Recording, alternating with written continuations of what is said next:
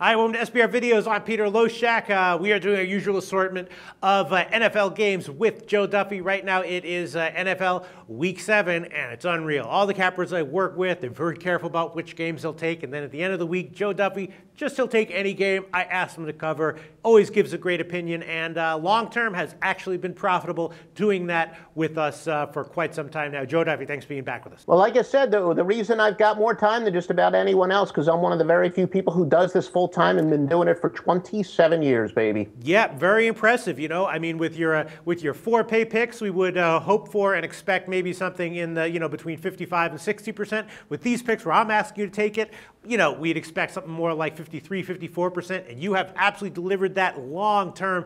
Big sample size over doing videos with us for many years. So thanks so much, Joe Duffy, and give a quick plug for offshoreinsiders.com. Tell everyone what your site is all about when you are giving your 4-pay picks. No, I do. They're not necessarily the highest profile games, although some of our metrics do involve high profile stuff, but we don't care whether it's high profile, whether it's low profile, whether it's a small conference. With college basketball just around the corner, that's very important.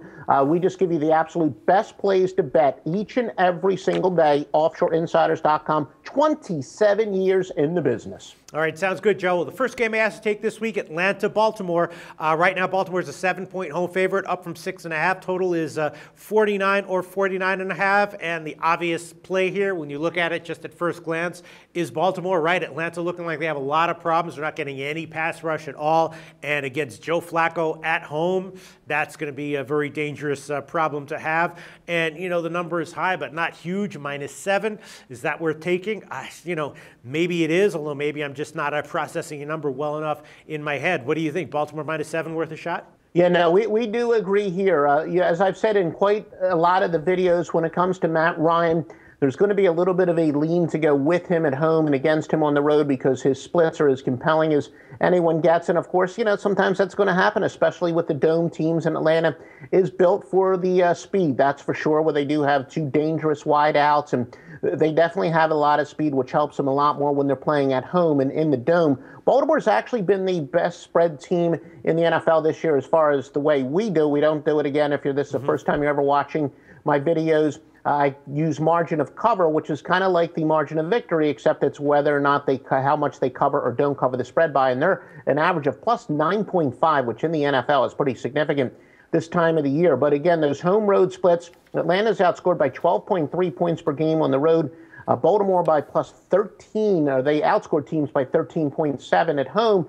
And yeah, Gary Kubiak, maybe it's 90% of the game's half mental. We knew that Joe Flacco was not nearly as bad as he showed last year. Flacco, obviously a guy who plays well in the playoffs. You know that when he's smacked in the mouth, he's going to respond. So, it's appropriate, a little bit of the regression of the mean. Flacco was horrific last year. Probably not as great as he's showing this year, but he is in a groove right now in Atlanta.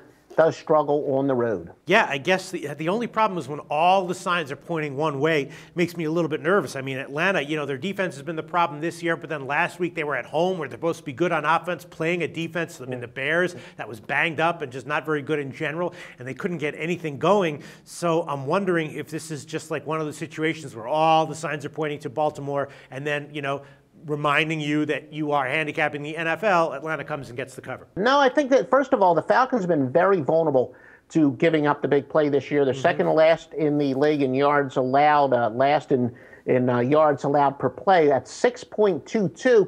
Now, the surprise this year, look, I said all along, I thought that getting Steve Smith was a great acquisition, but I did not expect him to be as explosive as he was this year. I mean, you talk about the fountain of youth. I thought that Steve Smith was going to be a splendid possession receiver, but he has been uncanny.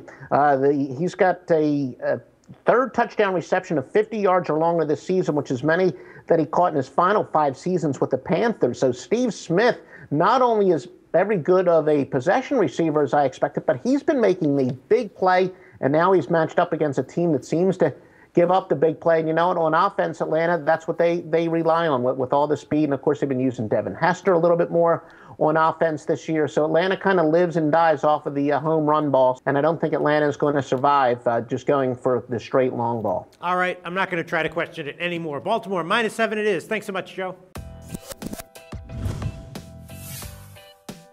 The SBR Network offers free sports picks and game breakdowns. Big money free betting contests year-round, a real-time Vegas-style odds monitoring service, and much more. So come see for yourself. To stay updated on SBR news and promotions, follow us on Twitter, Facebook, and Google+, and do be sure to subscribe to the Sportsbook Review YouTube channel to catch all our daily sports shows.